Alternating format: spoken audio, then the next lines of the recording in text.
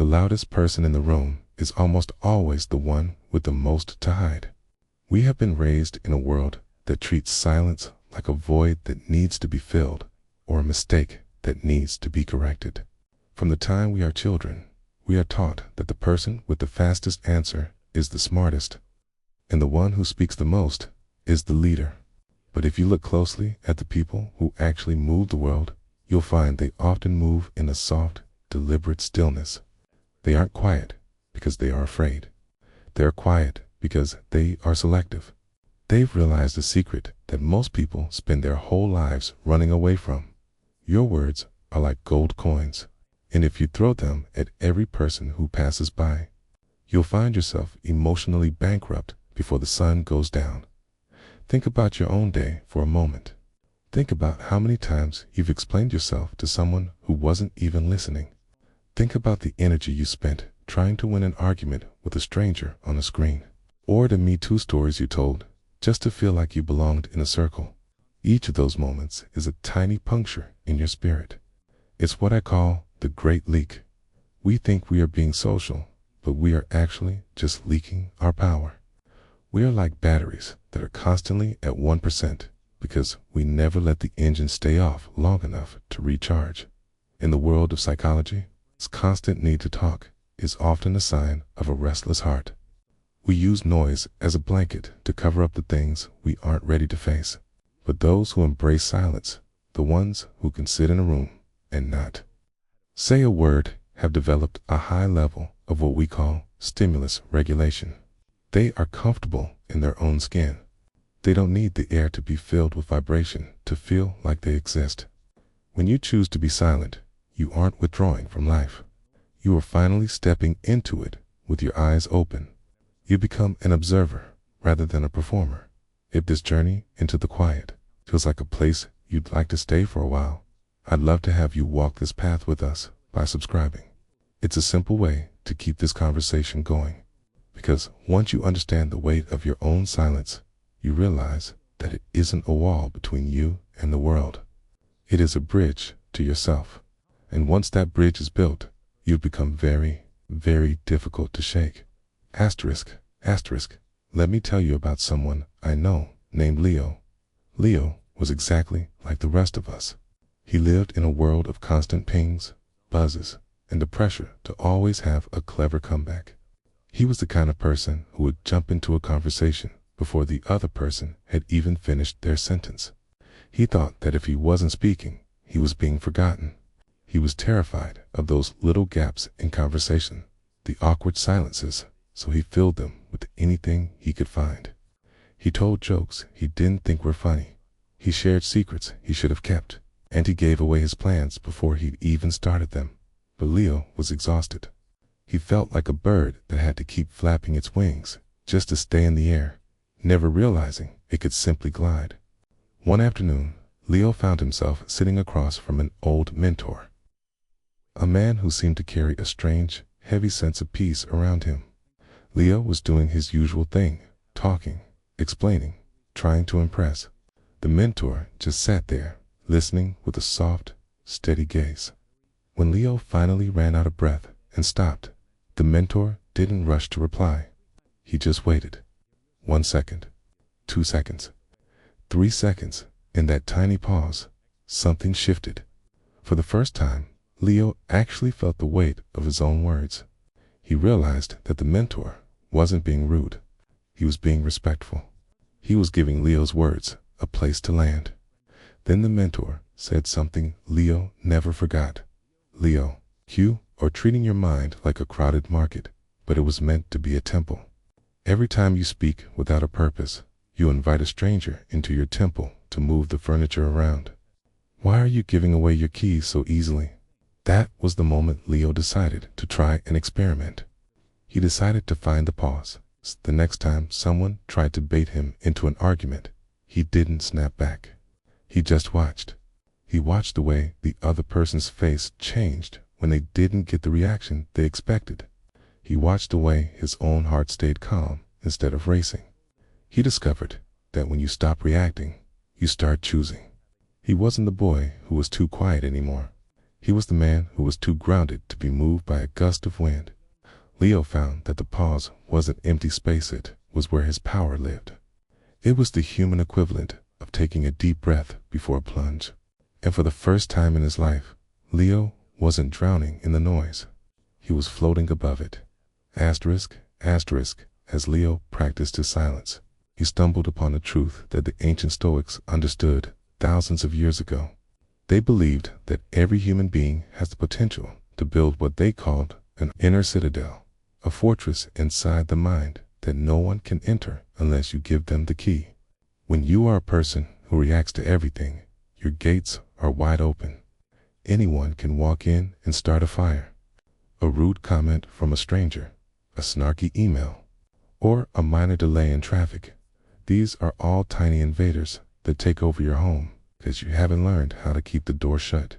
Psychologically, this is what we call an internal locus of control.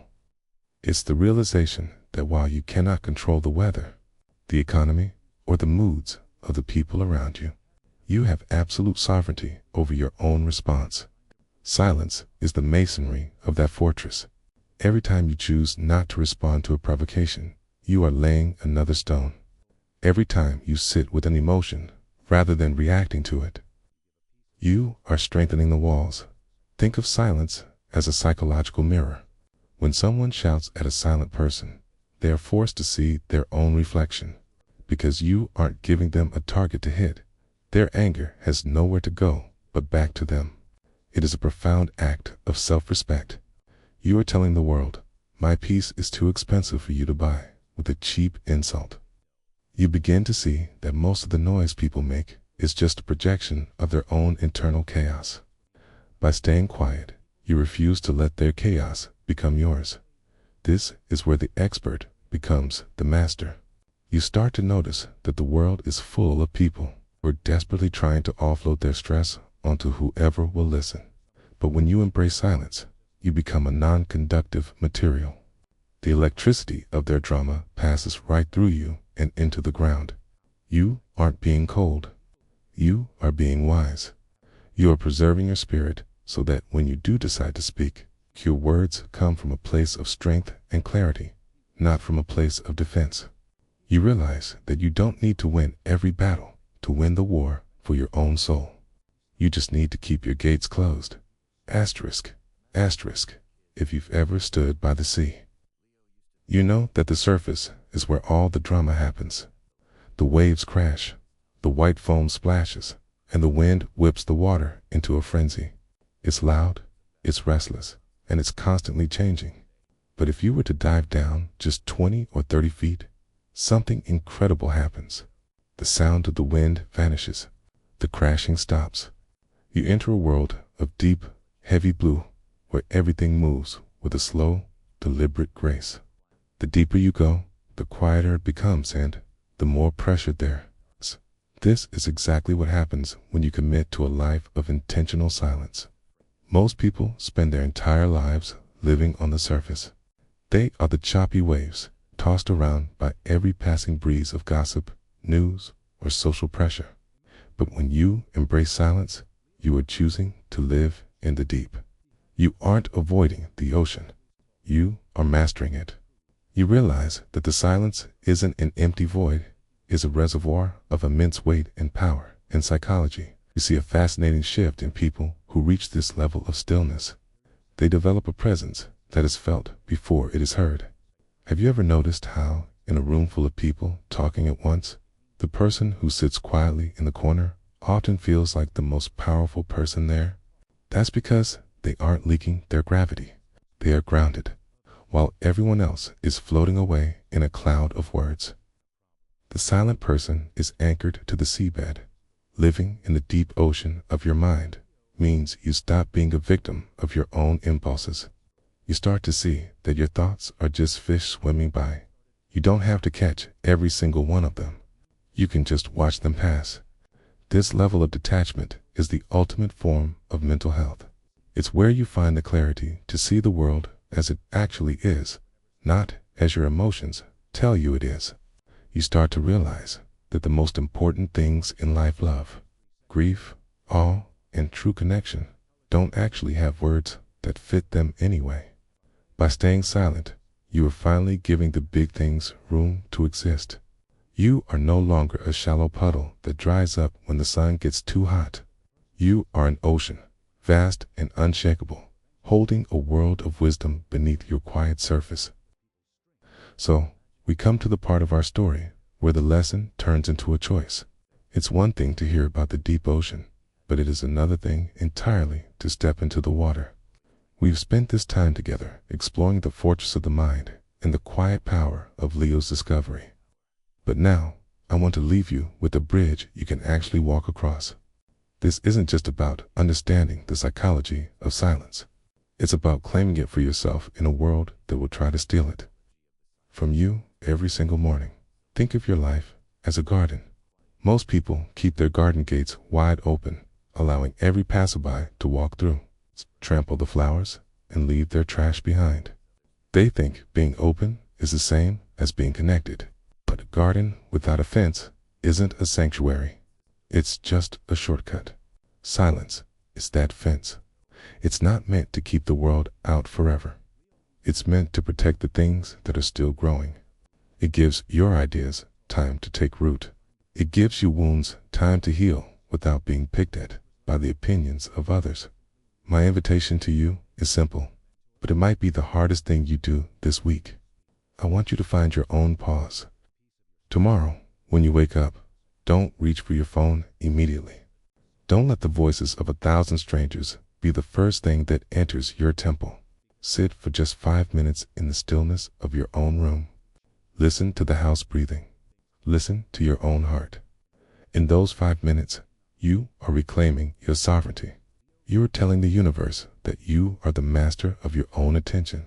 And then, as you go through your day, try to be the last person to speak. When someone asks you a question, give yourself 2 seconds before you answer. Watch the air between you. You'll find that in those 2 seconds, your brain moves from a state of reaction to a state of creation. You'll find that your words carry more weight because they are backed by the silence that came before them. You aren't just throwing pebbles into a pond anymore. You are dropping anchors. If you felt a sense of peace during our time today, perhaps that's a sign that your soul has been hungry for this stillness. If you'd like to keep exploring these quiet paths with me, I'd be honored to have you stay. By subscribing and sharing your thoughts in the comments, perhaps just a simple word that represents your peace. You help build a community of people who are choosing depth over noise. Remember, you don't need to shout to be legendary. The sun makes no noise when it rises, yet it changes the entire world. The mountain doesn't scream to prove its height. It simply stands there, unshakable and silent. You have that same mountain inside of you. You have that same sun. You don't need to prove your worth to people who are too loud to hear your heart as you move back into the world. Carry this silence with you like a hidden treasure. Use it to listen to the people you love. Use it to observe the beauty that everyone else is too busy to see. And most importantly, use it to listen to yourself. Because the truth doesn't shout. It whispers. And it only whispers when it knows you are finally quiet enough to hear it. Master your breath, master your tongue, and you will, without a doubt, master your life. Thank you for sharing this stillness with me. I look forward to our next conversation. Until then, stay quiet, stay strong, and stay true.